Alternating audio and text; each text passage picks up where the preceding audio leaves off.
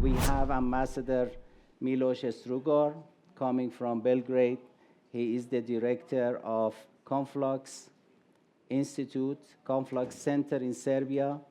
We have Maria Louisa Fantappie, head of the Mediterranean and Middle East program, Middle East and Africa program of Istituto Affari Internazionali of Italy, IAI.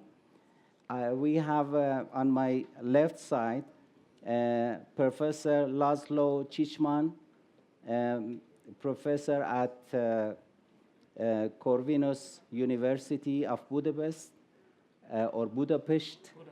Yeah. Ambassador Dehghani is a very senior diplomat in the Ministry of Foreign Affairs, serving for a long time in different European countries. And he's been for a while in the past serving as the Deputy Foreign Minister of Iran. And now he's the special advisor to the Minister and Deputy Foreign Minister. Now, and at the end, on my left side, we have Erwin van Veen, coming from Clingendael Institute in Netherlands, and one of our traditional partners in the Netherlands. I'm very happy to be with you, and I'm sure that with your presence, we will have a very excellent discussion and debate. As you know, and you have received my emails based on what we have discussed before. We do not have long presentations. We will, it will be a very interactive discussion based on questions. And normally in this kind of meetings, the main question is regarding the challenges and opportunities of the bilateral relations between Iran and Europe. So I think we will have several rounds of discussion for each of our speakers, and I hope that each of them will take 3-4 minutes, 2-3 minutes for each round, and then we come back to you after a while. So first of all, I want to ask this question from Ambassador Strugar, that what you think about the challenges and opportunities of the Iran-Europe relations and the latest state of affairs between Iran and Europe. Thank you, Alireza. Thank you for nice introduction, kind words. What is the current state of relationship? I will start with this. It's very low. I think it started going low since 2018, and it never recovered. And especially last few months has been very difficult with new measures, and also in anticipation of further steps which are pending again in the upcoming period. But the challenges, this morning the president, Dr. Pezeshkian, he said that when he was inaugurated, he sent a message to the West. He said it was through an op-ed, which was, I think he mentioned, drafted by Dr. Zarif. Yeah. And he said, and this message was not understood. And I think this is the main challenge. The main challenge for the relations between Europe and Iran is to improve the understanding, to improve understanding about the way each side think, behave, how they make a meaning of the certain things which are on the discussions. And I can give many examples where obviously there are different interpretations of the same concepts, and starting with the universal values. Universal values in different cultures, they mean different things. So the understanding of each other's culture, and especially understanding of Iranian culture and the way of taming and framing and resolving conflicts, is essential to improve relationship and to move on. Also, there are some other substantive differences where Europe, in my view, is focused on concrete outcomes, concrete results, immediately, results. There is a problem, we want a result. While Iran, again, in my view, is, and I support this, is more focused on building a relationship. And the outcomes and the results come from the relationship. So in short, I believe that the main challenge is in the culture field. Every conflict, in my experience, has, of course, like a vertical line. It is cost and benefit, very tangible, very material. But there is also a very important horizontal line, which is culture. Culture, system of values, way to communicate, meaning-making, which is different. If we say peace, it means different things in different culture.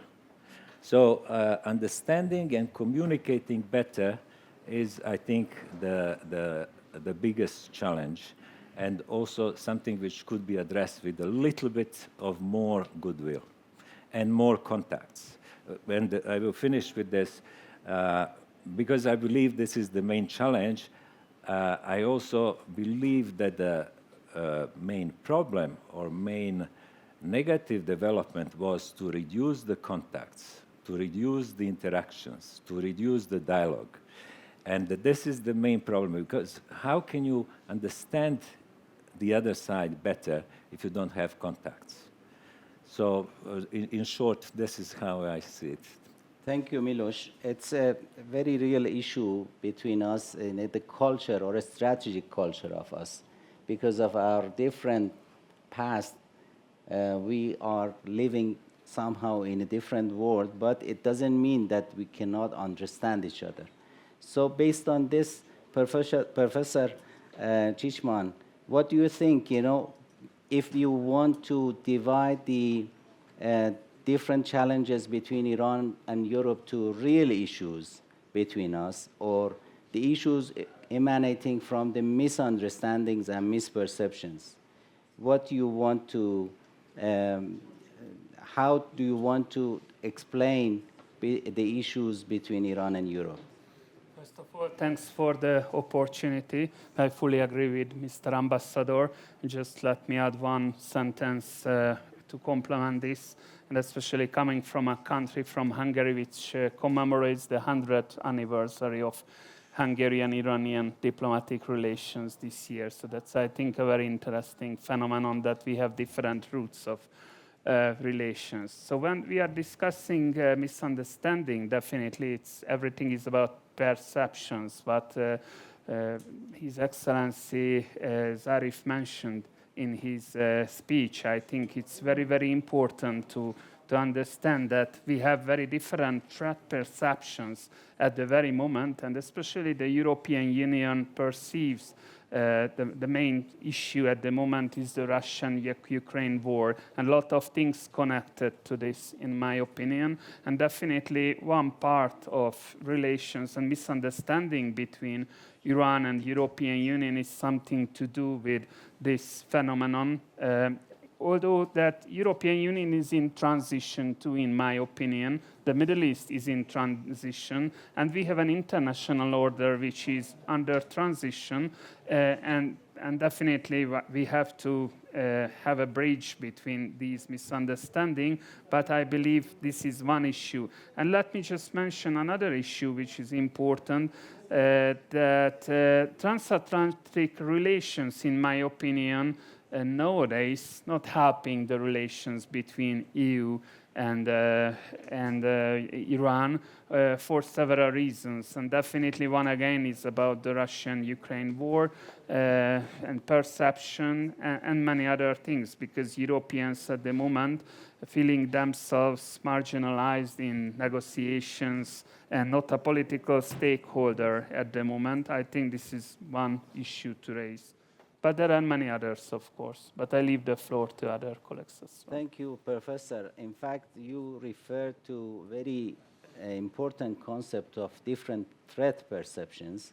You referred also to the Ukrainian crisis, which I believe still is not a real issue between Iran and Europe, but a fabricated and a misunderstanding between two sides, because Iran is not a warring party in this war, but has been treated as a warring party.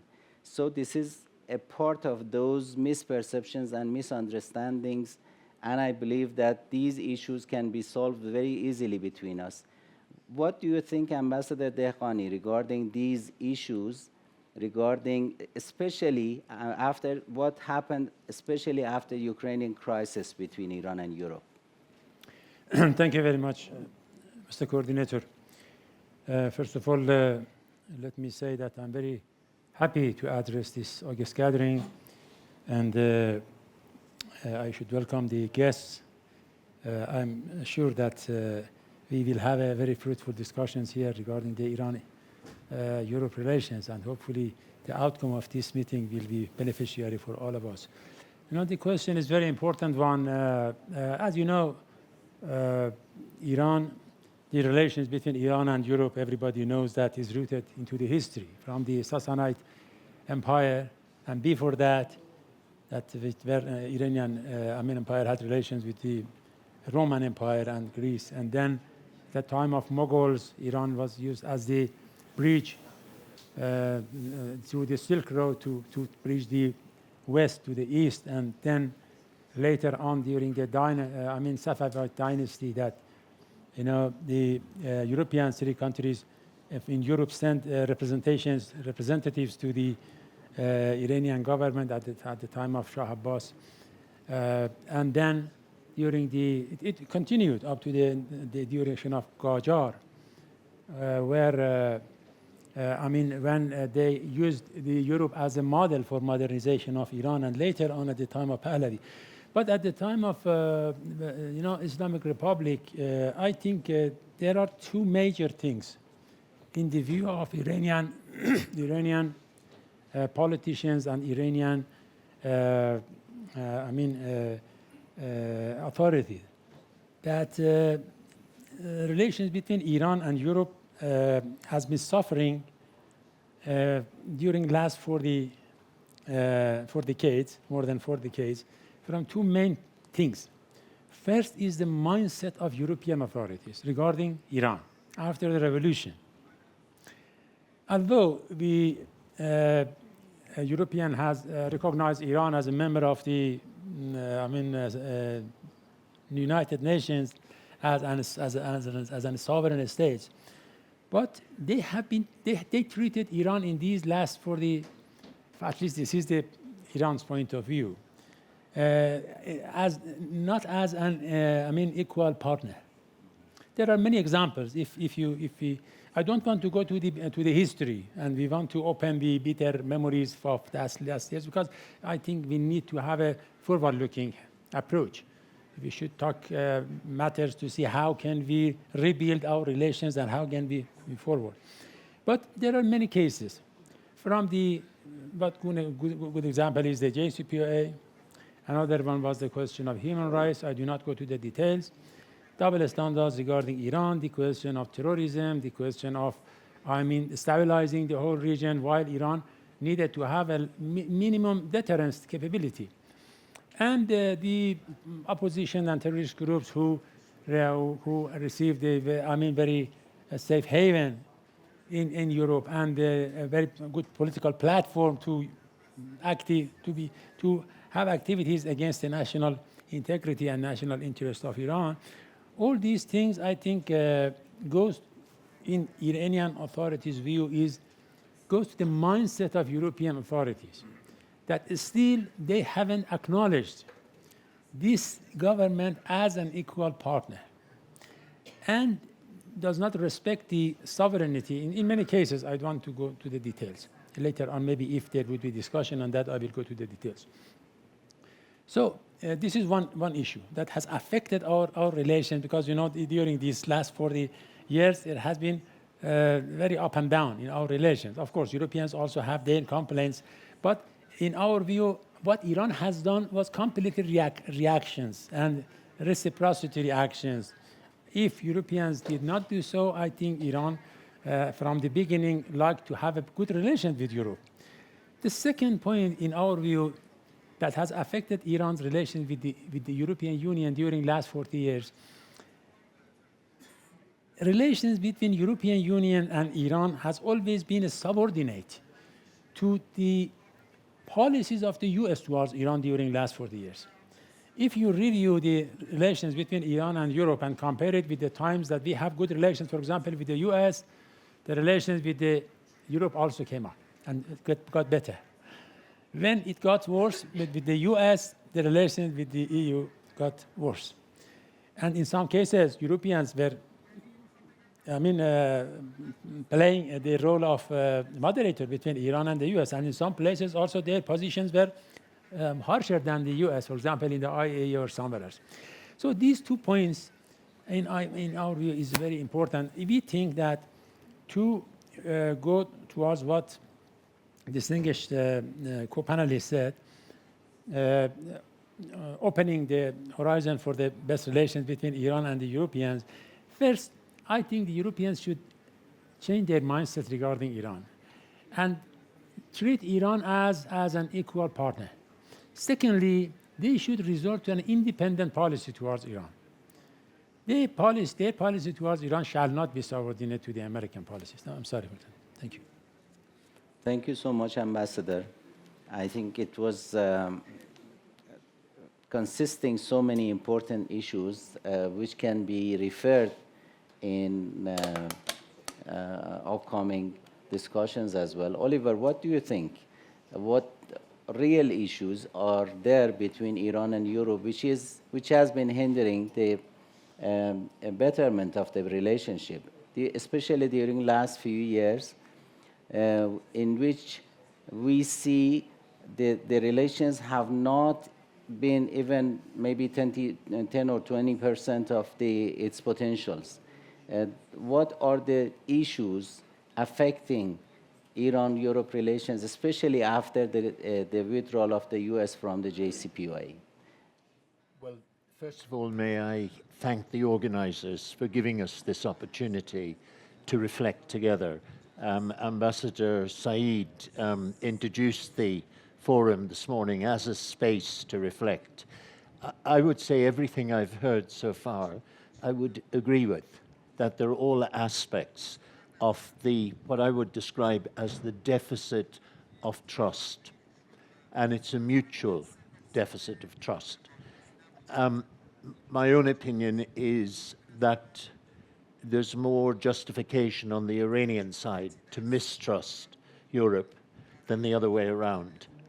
And I say that observing numerous things over the past 40 years or more. One of the it wasn't the answer, but I think the JCPOA could have been the beginning of a sort of multi-track diplomacy. I think it was a mistake. It was done in isolation and not had cultural and academic and other tracks going at the same time. And I think that has been proven by the fact that America could withdraw, and then Europe felt impotent, unable to pursue it, which I think it should have, independent of Trump's decision to withdraw. Then we see Europe at fault when Biden wanted to revive it, and Europe dragged its feet, using the human rights issues and those as excuses, rather than opening up another track and discussing it, and then giving full support to this track. Now, I'm not saying the JCPOA program was, or agreement was an excellent, but it was a start. It showed that through dialogue, you can reach at least a level of consensus. There wasn't whole agreement, but there was a level of consensus that could have been built on. That was a missed opportunity. Now, respecting that we have 3 minutes or so, I would just raise another issue at this point. And I think it's a double issue. One, I think we've got to recognize that within Europe, there is still a very deep-seated Islamophobia. that has not been addressed. It's being lying there unaddressed, but on occasions it comes to the forefront. And it's utilized now in Europe, I think, by particularly the rise for domestic economic and other cultural reasons within Europe, the rise of what we would say a more political right. That I've noticed that the Islamophobia issue is becoming more and more prominent in our discussions, and that's worrying. It's a European issue we have to address.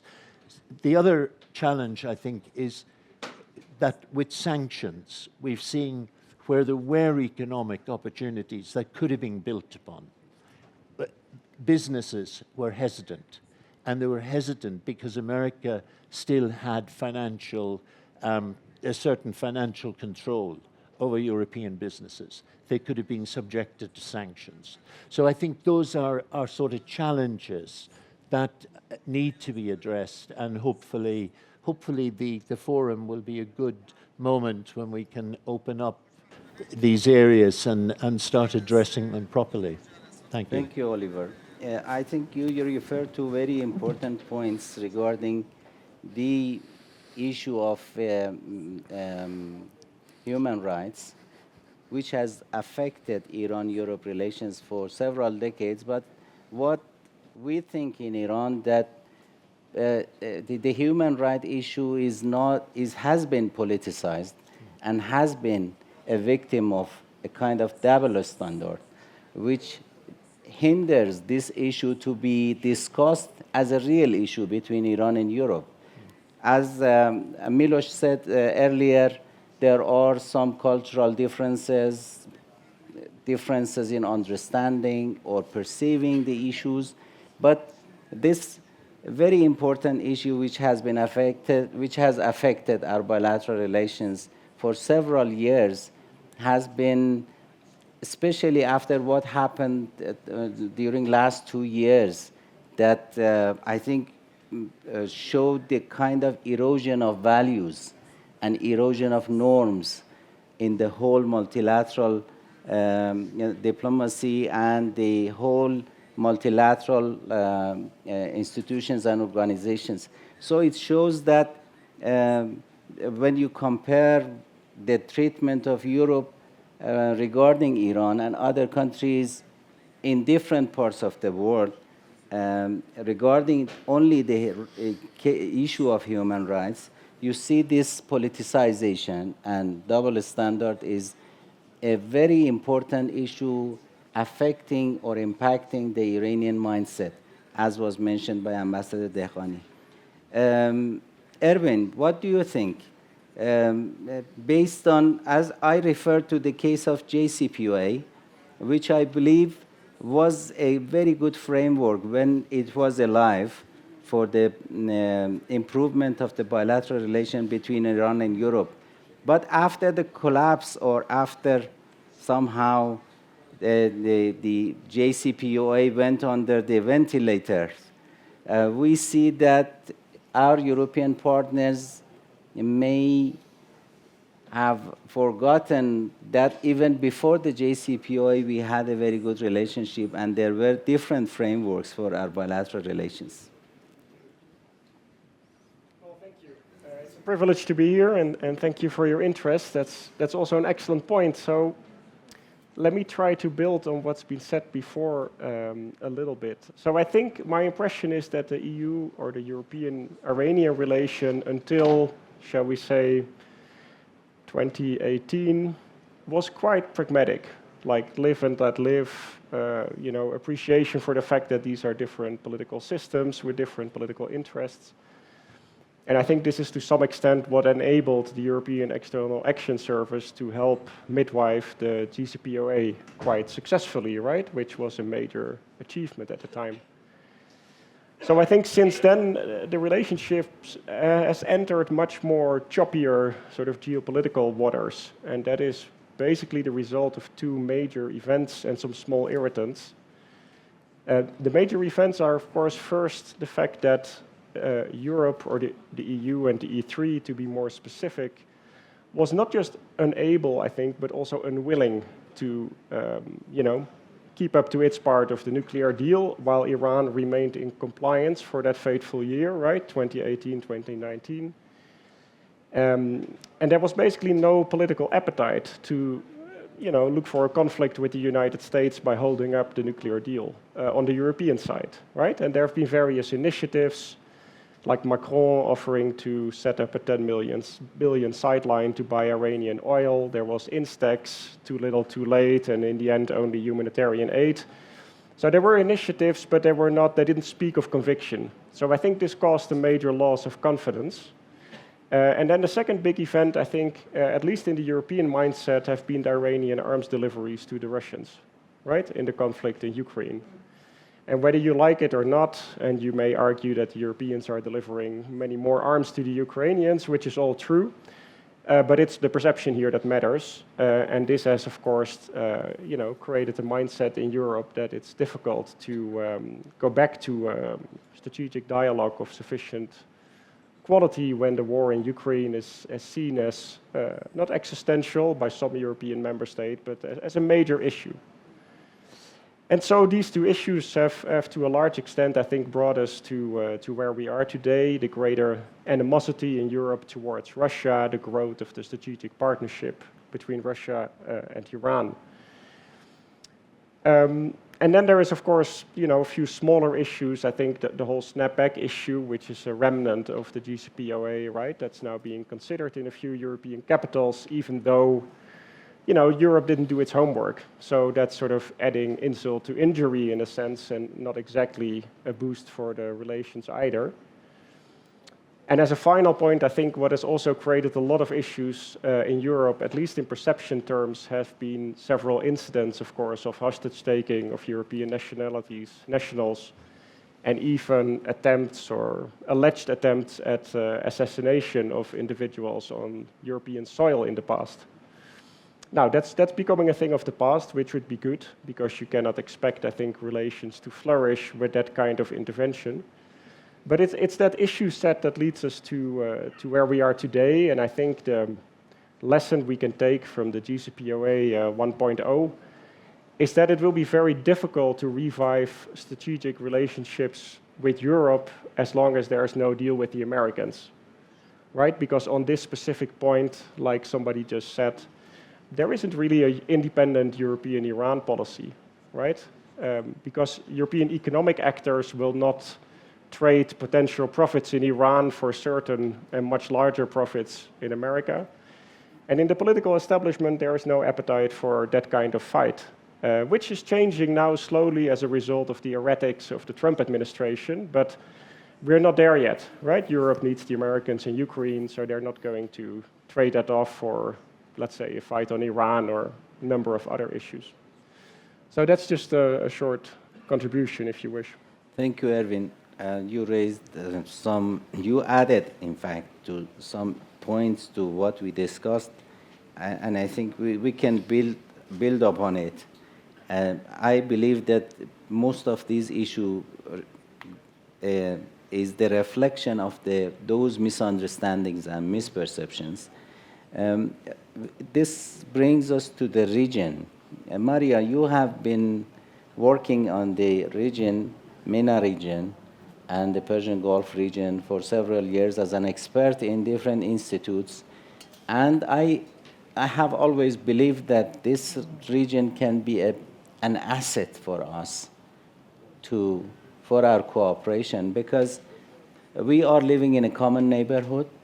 We have so many common interests and common concerns in our region, but there are still so many challenging issues based on how we perceive our interests, legitimate interests, and legitimate concerns in the region. So what do you think that how region can help us to bridge, to make a better relationship between Iran and Europe, to work in a better situation in the region? Thank you, Alireza, and thank you for IPIS for inviting us as Istituto Affari Internazionali, and we We are very happy to be here, and I take with pride that you kept me last. It means that I should be more brilliant than anyone else. But to answer your question, and also the many others that you have asked our fellow panelists, I think that the main issue here is that when it comes to the problem between, or the issues that are unresolved between Europe and Iran, I will put it this way, is that on the one hand, Europe doesn't get, or doesn't yet get, that it cannot have Middle Eastern stability without bringing in Iran. On the other, Iran somehow is not yet at the point of understanding that it cannot do this paradigm shift that Dr. Zarif mentioned towards a diplomatic approach towards the region and Europe without Europe. Europe is an essential part to engage with. So I think that we are at the point where both as Europeans and as Iranians, we are losing, both sides. So it's in both our interests, actually, to look beyond and understand how to solve, how to disentangle what is still standing between ourselves. And I think that one of the issues that was mentioned, it was the issue of the JCPOA, or the return of the nuclear talks. And on this respect, I will say that, well, let me actually mention one of my fellow countrymen who has been a great political philosopher, who all of you maybe know as Machiavelli, who says that there is a wheel of fortune, a wheel of luck. And there is this wheel of luck. The luck only gives you a time frame of window of opportunity to act. Then humans can interact with this luck and turn the luck in their favor. If they don't take that window of opportunity that is given to them, then the luck will turn against you. So I think we are at this point, both with the JCPOA and in Europe-Iran relationship, where we have a very short time frame to act. It can be the snapback sanction visually, but you know, it can. I think that it is really a very short time frame, but we do really need to act. And I can add more on how we can both operate not as a spoiler but as a winner.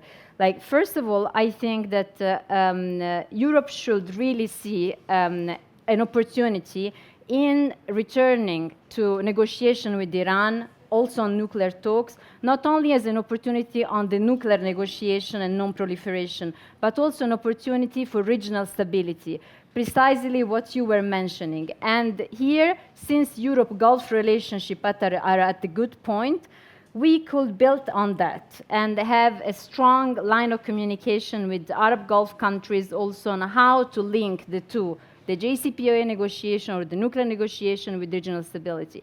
On the other hand, I believe that it's also Iran that has to do its bits, and what has been mentioned about some activities maybe that are done also on European soils that are in some way eroding the confidence building that there could be, you know, in reestablishing a relationship. And I think also Iran maybe can understand a little bit better how in some way, when there is, in Europe we have a domestic opinion that plays a very important role. And if there are acts that are made on our soil that can give the, for example, right wing an opportunity to say, well, you know, we should not actually have negotiation with the Iranians, we should apply maximum pressure, then we do both a disfavor. So once again, I think also on Iran parts, there is a lot to do to build more confidence-building measure. And I think that there has been a lot of signals in this respect from Mr. Arakshi and also from this conference where we are, that there is a willing to engage. So everyone has to do its bits, basically. Thank you. In fact, this is exactly the message and the signal that the new administration in Iran has been trying to send out during the last few months. You know, as was mentioned by President Pezeshkian this morning, he immediately after starting his new position sent several signals that Iran is ready for diplomacy, Iran is open for any kind of diplomacy, and want to interact even more than before with its partners around the world. But you saw that even in the day of inauguration, the terror happened inside Iran, which was a very strong signal that there are some spoilers in this regard. So we are facing these spoilers besides all those issues, real issues between us. But still, I believe that the potentials are stronger than the challenges we are facing. For the second round, if you agree, I want to be more focused on the opportunities we have. And I urge all the speakers to comment even a little bit shorter. But you know that some analysts around the world, even Europeans, believe that Europe is getting increasingly more irrelevant in some strategic issues.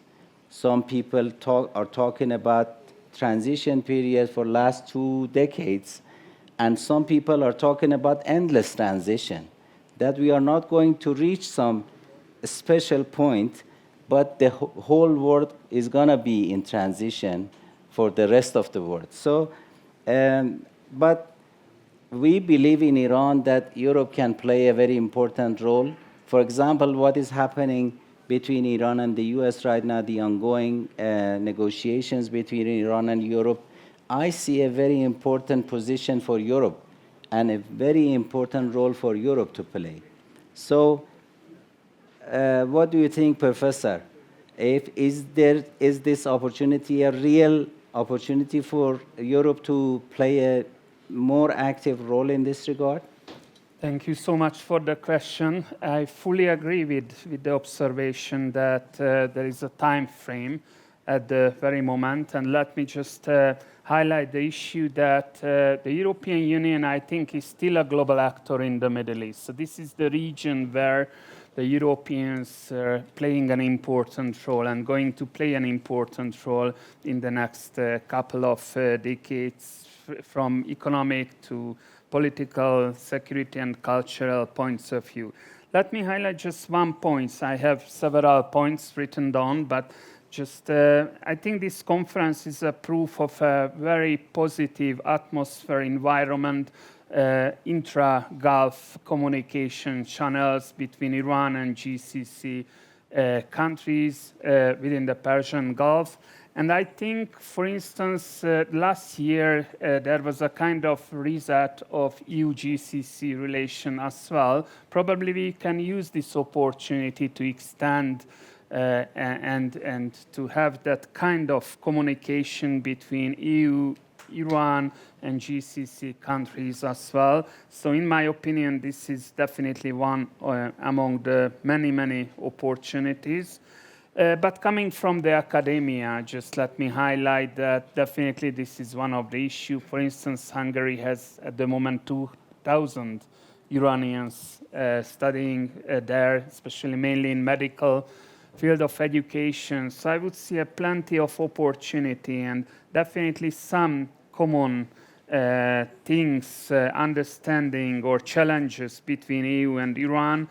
For instance, to prevent illicit drug trafficking, human trafficking, to handle migration, we face the same challenges from a regional perspective, although in a different way, of course, but I think we can build a relation on these issues. And definitely economy is I think, the easiest way to promote bilateral relations. Iran is a huge market, 85 million people, and it's a great opportunity not only for US business, but I think for European companies as well. And I believe that we will miss this opportunity if we not do something together, because then it's a competition, it seems, when there is not only convergence between EU and US interests. So EU should, I fully agree with Mr. Ambassador that EU countries should pursue an independent foreign policy, independent from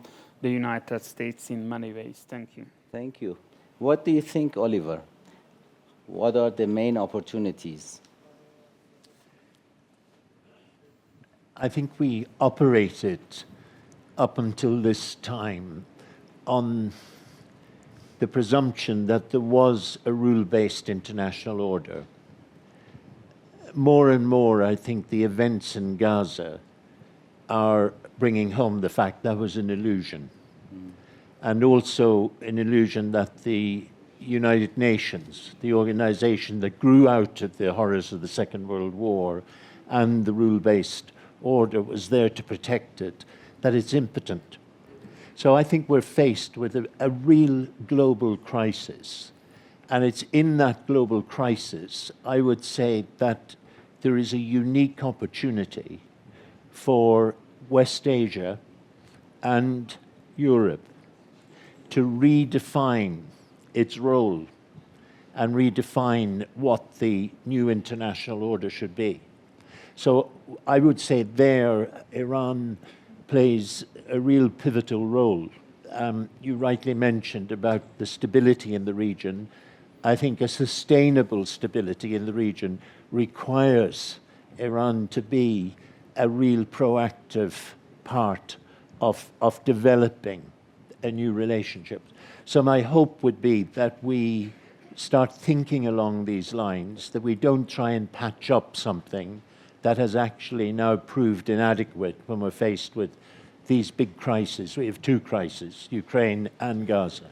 So if we can't address those, we need really a lot of dialogue. The President this morning, I thought, gave us a beautiful image. We have a single house in which everyone is entitled to life. You know, we need sometimes a sort of very pictorial sort of vision. And I think that offers a vision where we can actually work on how that can develop. So it is, I think, an opportune moment. It does need, if I may quote again what I thought was lovely in the former Foreign Minister Sharif's comments, we need to put on new glasses. You know, we need to change the perspective for looking at things. Now, I know that's all sort of very theoretical, but it's opportunities like this, we start putting the detail on that. And the more dialogue we have, the more open at every level we are, the more we discover what we have in common humanity and respond to it accordingly. Thank you very much. I think this issue of the necessity of redefinition is very important, and putting on new glasses to see the world with this new image of the real image of these different nations based on their legitimate interests and legitimate concerns.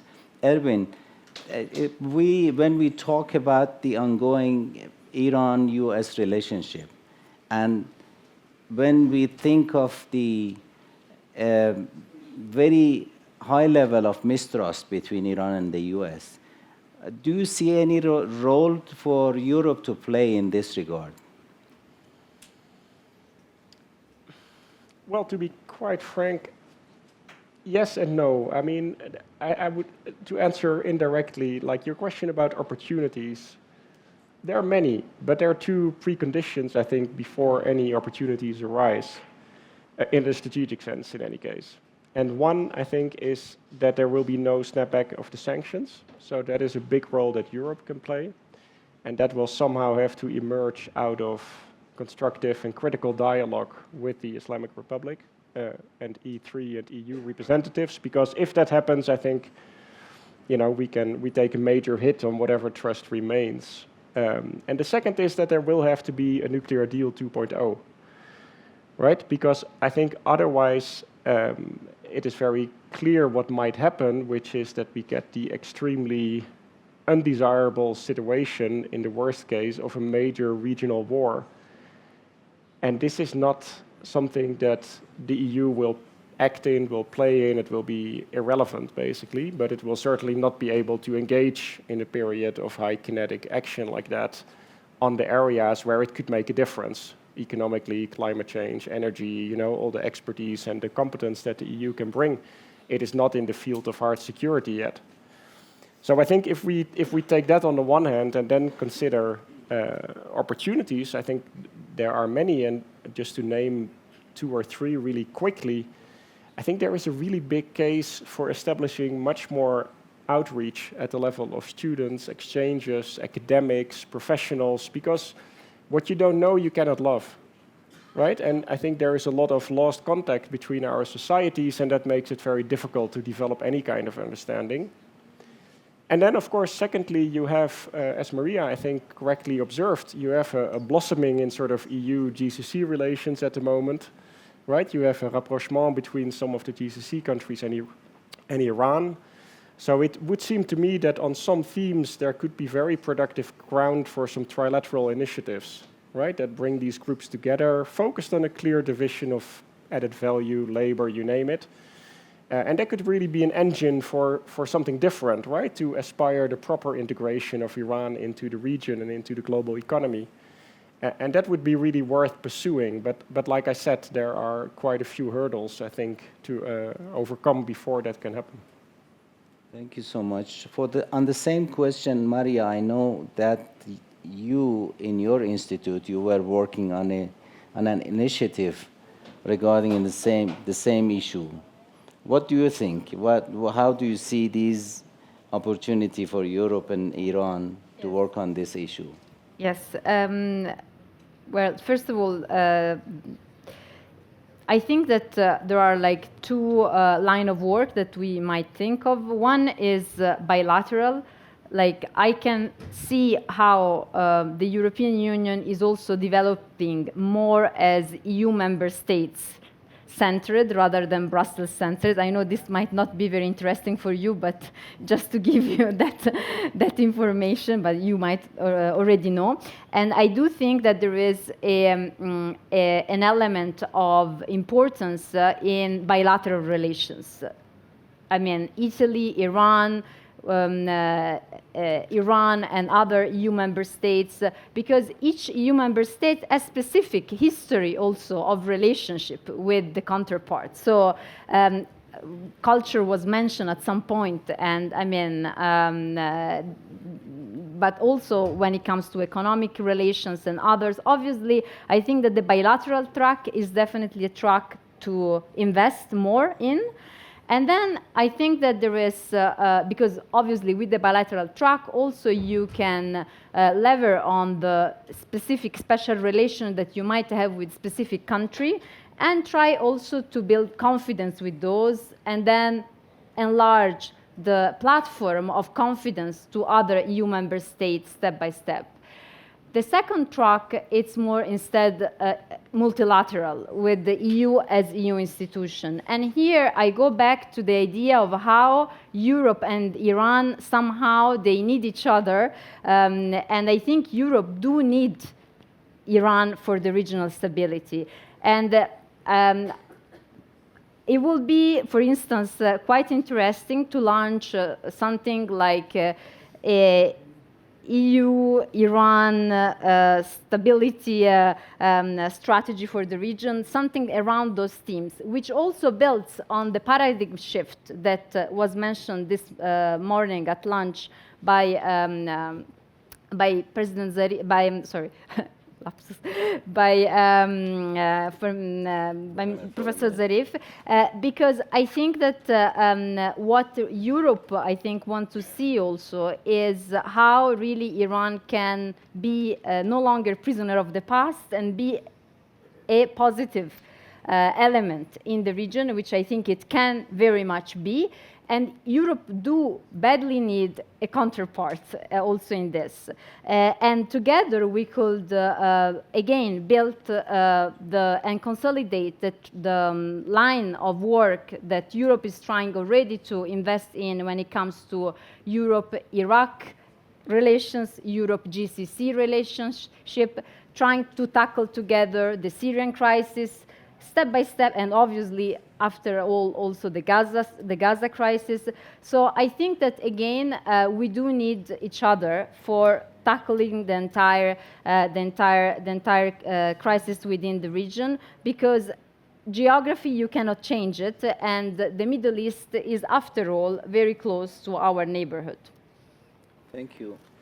Milos, you have been worked for several decades of your life as a very professional diplomat on conflict resolution, mediation efforts, and this has been an issue not only in our region, I mean in our common neighborhood in the Middle East and the Persian Gulf.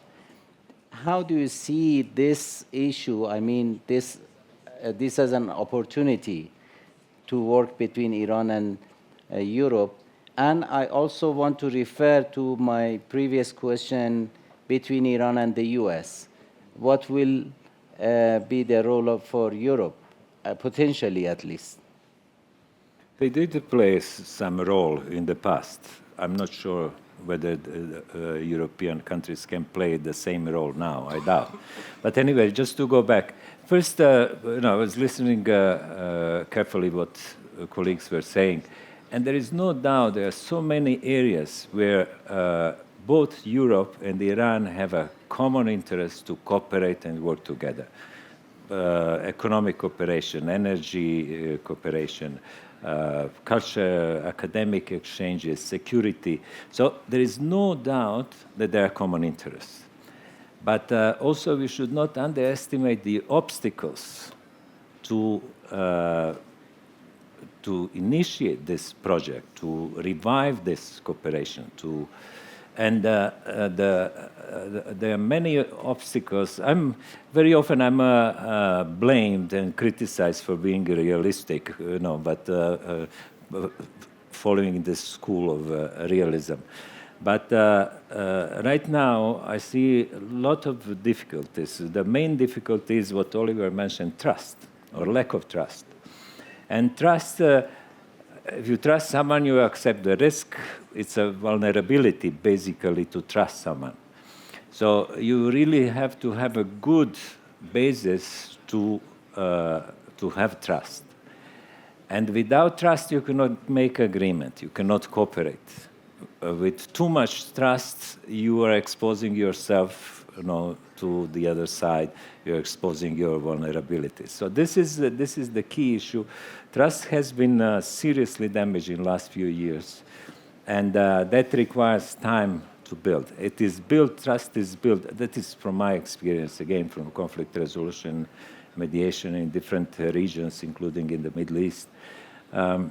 It takes time and with the focus on building a relationship. And then results come very quickly when you have a relationship with improved trust. So this is, I think, the main obstacle. The second is kind of a deadlock about snapback sanctions, about JCPOA. It is a deadlock, but whenever I face the deadlock, one of my favorite techniques to break the deadlock was to expand the agenda. And so now I think too much focus on JCPOA and snapback in the relationship between Europe and Iran is probably at this moment counterproductive. Other topics should be brought on the agenda, under assumption that there will be contacts. Contacts are key for moving ahead in any of these areas. Thank you. Ambassador Dehghani, what is your reflection? I think so many important points were made by all panelists regarding the obstacles, challenges, and opportunities. What is your reflection on that? Of course, I know that you are not here as an official, and it is only an Iranian perspective, not exactly the Iranian perspective. But what is your reflection? Thank you very much, Alireza. In fact, if you allow me, I think we need to a little bit stay on pondering the first question that you raised, because otherwise, if we do not know why we stand now here and why we are facing such a difficulties and such a stalemate in our relations with Europe, at least express our point of views and listen to the point of view as Europeans, it might not be very useful to go to the, because in any case, you know very well that the potential of Iran is huge, and Europe also is huge, and we know that in which areas, if we start dialogue, as previous speakers mentioned, if we start dialogue, we can explore many ways, from the soft politics to high politics to security matters to energy issues to cooperation against terrorism, fight against terrorism, to maritime security, to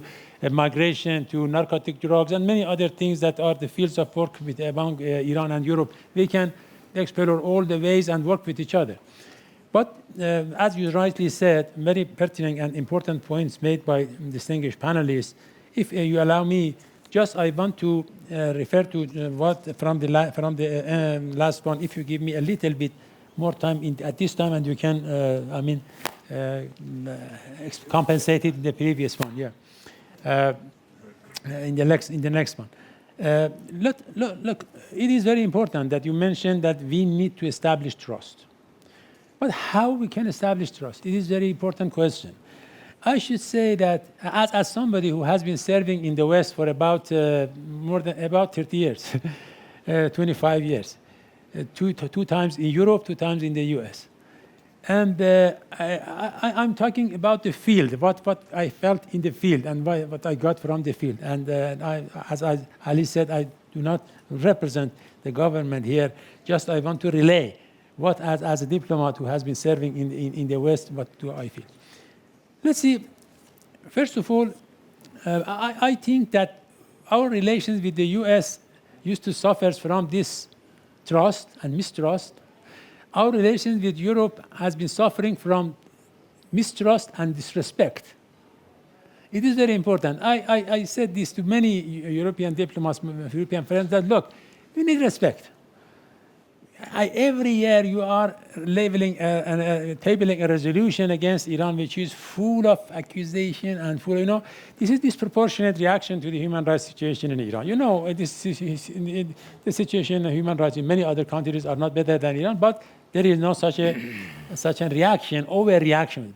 One of the problems between Iran and Europe, I think, is that Iran has always resorted to overreactions regarding Iran. For example, regarding Ukraine. We know very well that Ukraine is very important for Europe, even as my friend from Clingendael said, maybe, I don't know, existential threat. But, we have hostile relations with Israel.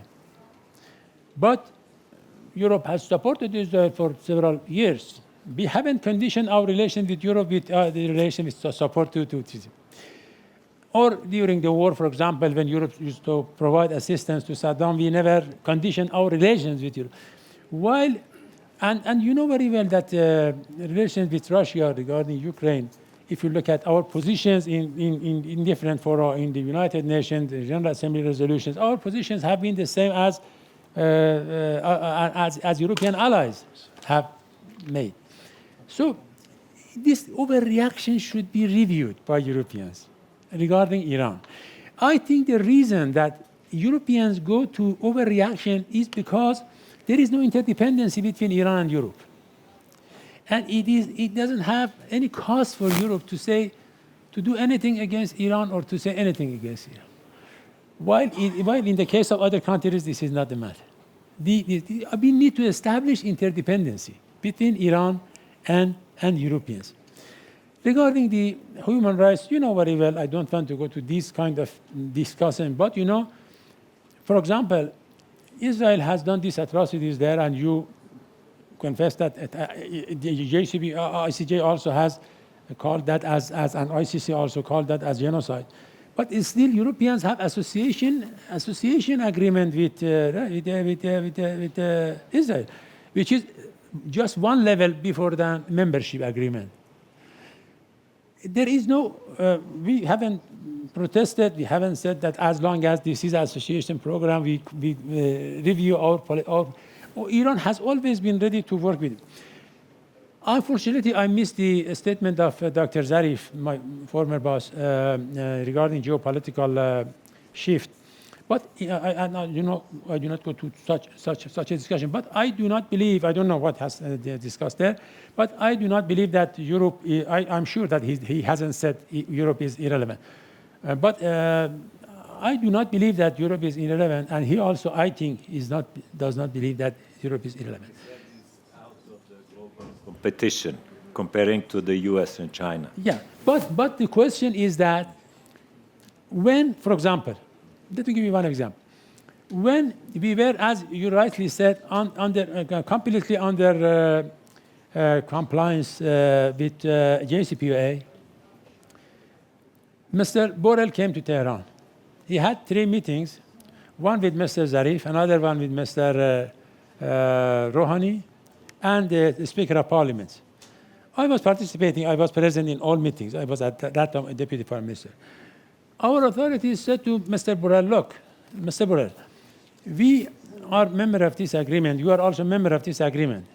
You not only member of this agreement, but also you have been coordinator of this agreement. Now, we cannot integrate our economy in the world economy because you do not work with us. Companies do not work with us, and we cannot have any transfer in Europe summers. These are your commitments. He said that in 3 meetings, the exact comments by our authorities and the exact response by Mr. Borrell. He said, you are right. You have this right. We cannot undertake our commitments. This is our problem. And we have a bazaar economy. We cannot, as Oliver said, we cannot impose our will on. Our authorities said, in that case, what is the international commitment of the states? So EU must keep its credibility to remain as a main player in the world and in the region. We believe that still, EU, at least it is my belief, EU is is an important player in the world. At the UN, still, EU is exceptionally is one who can adopt any resolution that they want. But it needs to keep its credibility when you, with a country like Iran, for example, in terms of this matter. And the last point, Ali, if you allow me, another point that raised by my friend from Clingendael, this is the question of prisoners, and that I hope that it can be solved very soon, because, it has to be solved in terms of relations between Iran and Europe. But when we talk to our Iranian authorities here and there, different organs, they say, look, the people who got refuge there and Europe provided them with the safe haven, they have been participating in the assassination of our nuclear scientists. And they are involved directly, and we share this information with Europeans, but they do not heed, they do not care about that. I'm saying that I think if we change the gear and shift our communication from the media to the private meetings and talk to each other as an equal partners, all these issues can be solved easily. Although it is the fact that we cannot go to the last steps, but we can start from the first steps. And the main point that now, as an immediate issue we are facing, is the question of a snapback that raised by distinct friends. I don't know what, please. No, I just wanted to support what you are saying about the bilateral negotiation, whether like the prisoners, for example, like people who are EU citizens who are jailed here, if these things, in order not to become, as Erwin was saying, an obstacle to the overall relationship, if these things can be first settled bilaterally, because I think that this will already give an important softening platform for then other discussions to take place. And I do think that they need to be bilateral, because if they're not bilateral, solved bilateral, then within the framework of the EU, at the Council, they are raised by one member state, and it blocks the entire machinery. Yeah. I mean, this is the way it works. The bilateral issues or multilateral matters there. It doesn't work. Anyway, just if you allow me, Ali, just I finish it. I'm sorry for my long comments. For the snapback that we are facing in coming 2 months, I think I heard that, for example, some Europeans said this is our last card to be used. So for what? What for? If Europeans use this card, what will happen? It will be the last nail on the coffin of the relations between Iran and Europe. And you know, Iran, as a very major player in this region, definitely play a negative role in advancing the role of Europe in the region. And it will be, as you rightly said, it is a lose-lose for everybody. I think Europeans should play this card in a very wise manner. It is an opportunity. The snapback is an opportunity. We are negotiating with the Americans. Regardless of what happens there, I think Europe can revive its role in the region and its relations and compensate the past even by treating this leverage in its hand in a right manner, and give us hope that for the future relations with Europe. I'm sorry. Thank you, Ambassador. I think we have only about 5-6 minutes, and I want, if you all agree, to give the audience an opportunity to take 1 or 2 comments or questions, but very brief, only 1 minute. Yes, please. Yeah.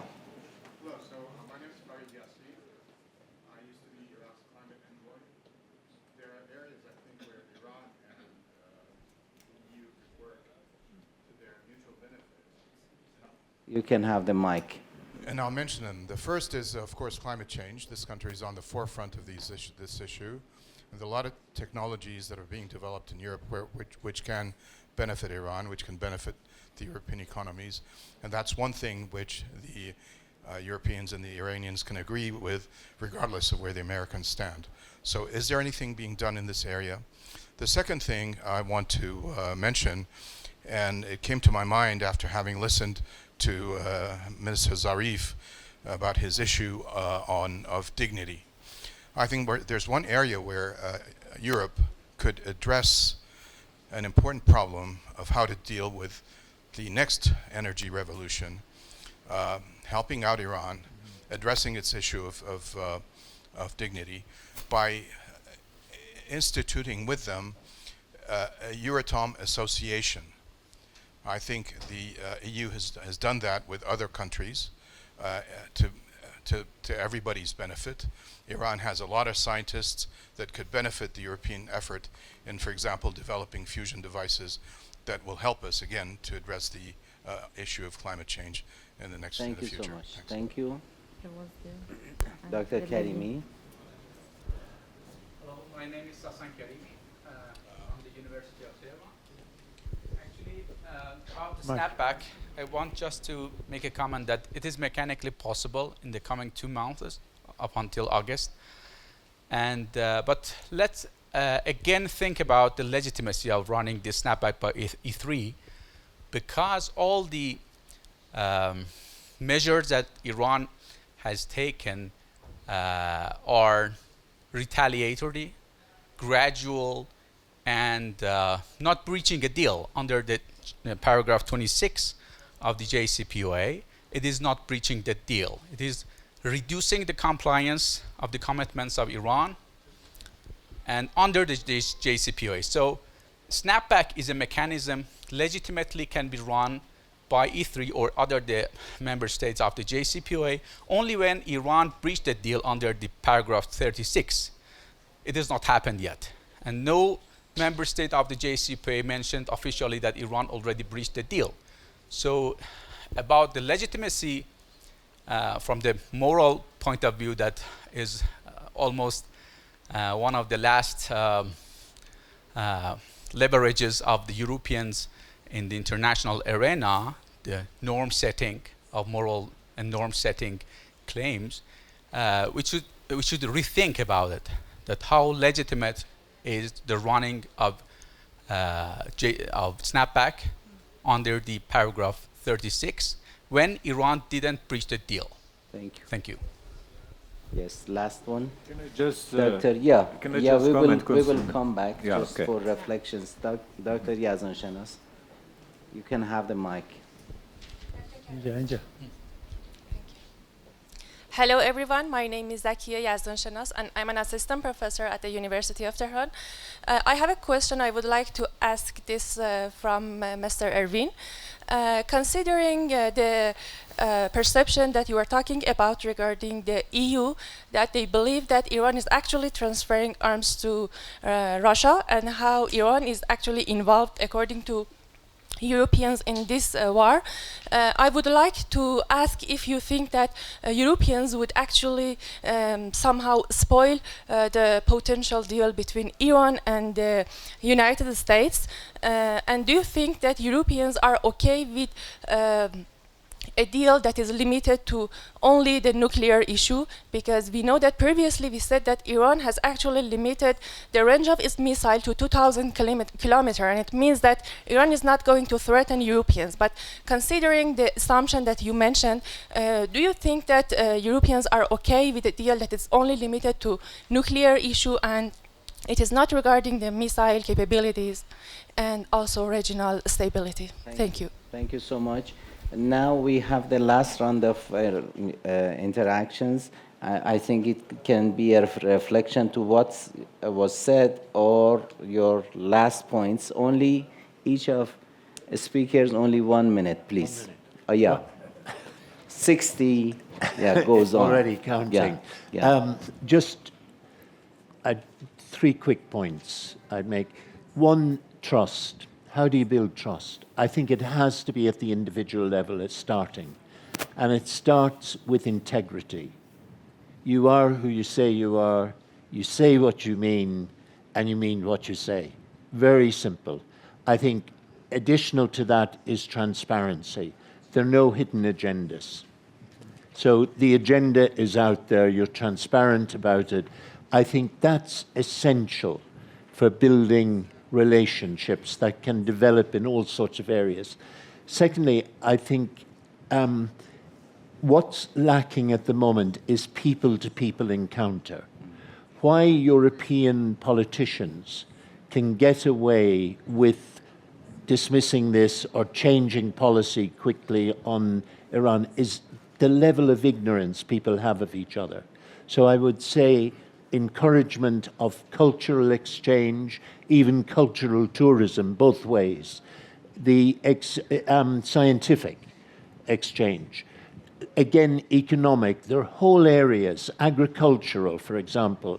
Why not have Welsh farmers coming over to sell their lamb here in these are things we can do, but they build trust, and they are the chattering class in Europe that then prevent politicians flipping. They can flip at the moment. The present situation is an open goal, I would say, for those who make it their career to disinform. Disinformation has been a major, major obstacle in our relationship. So just those 2 points I would leave. Very important. I had another, but I'll... Milos, 1 minute, please. Even less. First, I endorse everything what Oliver said, so that I covered a large part. But in addition to this, what is really essential is a sustainable, open dialogue. I'm not talking negotiations. Negotiations already put some constraints, but dialogue, talking to each other. And it must be outside of the public discourse. Every issue which is discussed publicly, basically, each party starts addressing their own constituencies instead of working on a dialogue. And a good example is success of Chinese mediation between Iran and Saudi Arabia. Nobody knew what was happening. It was from October until, I think, March. And nobody except these three countries knew about this, not even the US. And that was the secret of the success. So I just add to what Oliver said, open, sustainable dialogue outside of the public eye. Thank you so much. 1 minute, Maria. Yes. A clear point about changing each other perception. I mean, public perception. I think that that's clearly done through the means that have been just mentioned about, like, also people-to-people exchange. I would also think that there is a second point about not underestimating the fact that if Europe it's true that maybe Europe is becoming less relevant, but from an Iranian point of view, but it's also, I think, important to understand how, if it's not dealt correctly, it can become a spoiler. So, and the E3 entire negotiation with nuclear deal, I think it's an example. So it's again in both our interest to understand how to reconnect on a good level.